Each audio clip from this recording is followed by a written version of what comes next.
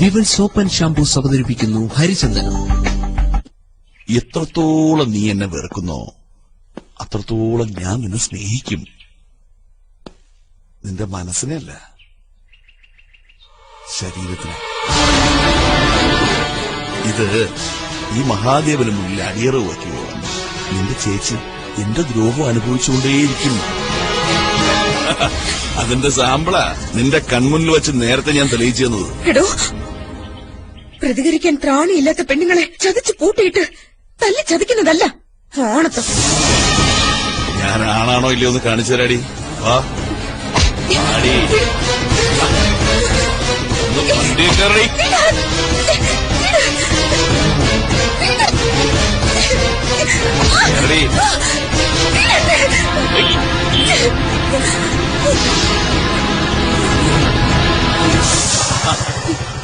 എന്താ രണ്ടാളും കൂടെ റോഡരികില് കുടുംബകാര്യം ഡിസ്കസ് ചെയ്യാം? ഏയ് ഒന്നുമില്ല, നീ വയ്ക്കാം. ബസ് സ്റ്റോപ്പിലേക്കാണെങ്കിൽ കയറിക്കോ, ഞാൻ വിട്ടേക്കാം.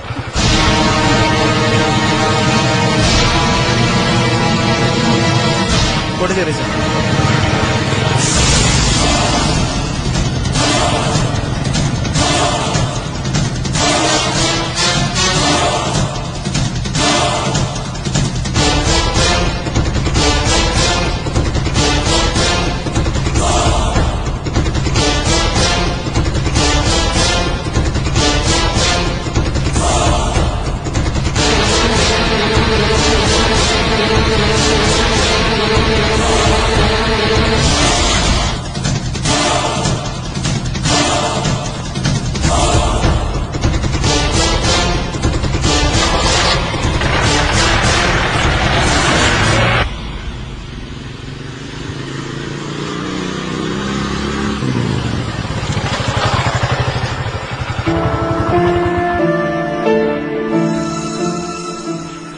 വളരെ ഉപകാരം ജിഷ്ണു.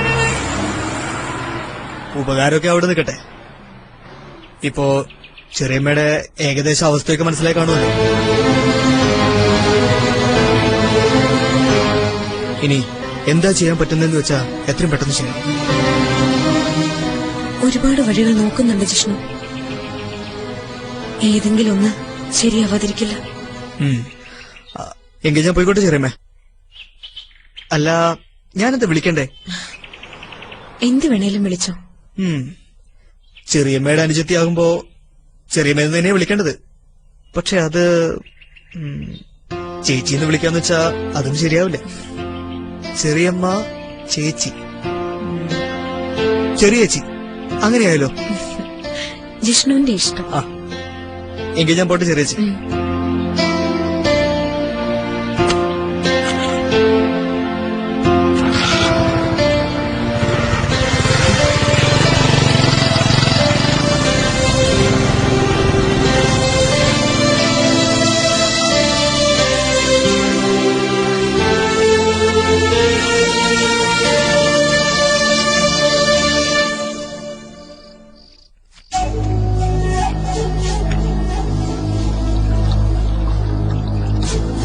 തനിക്ക് ദിവസം ഇങ്ങനെ മദ്യം വാങ്ങിച്ചിരുന്ന് വെറുതെ ആവുമെന്ന് എനിക്ക് തോന്നുന്നു. എന്താണ് പറ്റി ഉണ്ണിമാരുടെ തന്റെ ഒരു പരീക്ഷണങ്ങളും ഫലിക്കാത്തത്?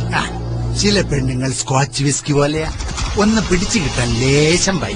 പിടിച്ചു കിട്ടിയാലോ പിന്നെ ദേ വിടുകയില്ല. താൻ പറഞ്ഞിട്ടാ സൗഹാർദ്ദത്തിന് സ്വരം വിട്ട് ഞാൻ ഭീഷണിയുടെ മാർഗം സ്വീകരിച്ചത്. അത്രയ്ക്ക് വേണ്ടിയിരുന്നതാ ഇപ്പൊ എന്റെ സംശയം. വേണം വേണം. ഭീഷണിയാണ് ഇത്തരം സ്ത്രീവർഗത്തിന് അത്യുത്തമം. മനസ്സിലായോ? ചെറുത്തുനിൽപ്പിന്റെ ഏറ്റവും മുകളിലെത്തിയ പിന്നെ ഒരു വീഴ്ചയുണ്ട്. അത് നിനക്കറിയോടാ. അപ്പൊ അവളെ നെഞ്ചോട് ചേർത്ത് പിടിച്ച് ആശ്വസിപ്പിക്കാൻ എന്റെ മോൻ തയ്യാറായി നിന്നു. ഇങ്ങനെയൊക്കെ താൻ പറയാൻ തുടങ്ങിയിട്ട് നാള് കുറയായി. അമ്മയോട് പറഞ്ഞ് അവധി കഴിയാനേ ഇനി ദിവസങ്ങളേ ഉള്ളൂ. 50 പവന്റെ സ്ഥാനത്ത് ഇപ്പൊ 500 പവനാ. അല്ല, അത് ഞാനായിട്ടുണ്ടാക്കി വെച്ച കുരുക്ക്. പൊതുവാണ് 50 പവനെങ്കിലും കൊണ്ട് തരുമോ? അയാൾ എവിടുന്ന് എടുത്തിട്ട് തരാനാ? അഥവാ ഉണ്ടെങ്കിൽ തന്നെ എന്റെ സ്വഭാവ ഗുണം വെച്ച് തരുമെന്ന് തോന്നുന്നില്ല. അപ്പൊ സംഗതി കുളമാകുമെന്ന് സാരം. ഉമ്മയെ എങ്ങനെയെങ്കിലും വിരട്ടി കൂടെ നിർത്താന്ന് വെക്കാം. പക്ഷേ സ്വർണം കിട്ടിയില്ലെങ്കിൽ അമ്മ അവളെ ചാടിക്കില്ലേ? ചാടിക്കും ചാടിക്കും. രാജേശ്വരി അമ്മയുടെ സ്വഭാവം നന്നായിട്ട് എനിക്കറിയാം. അങ്ങനെ സംഭവിച്ച എന്നേക്കുമായി എനിക്ക് ഉണ്ണിമായി നഷ്ടപ്പെടും കൂടി.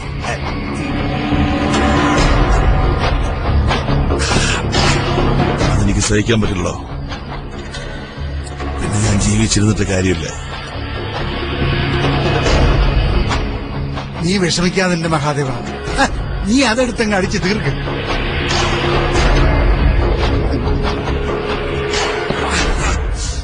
എന്റെ ദേവി, എന്റെ കുഞ്ഞിന് എന്തെങ്കിലും വഴി കാണിച്ചു കൊടുക്കണേ.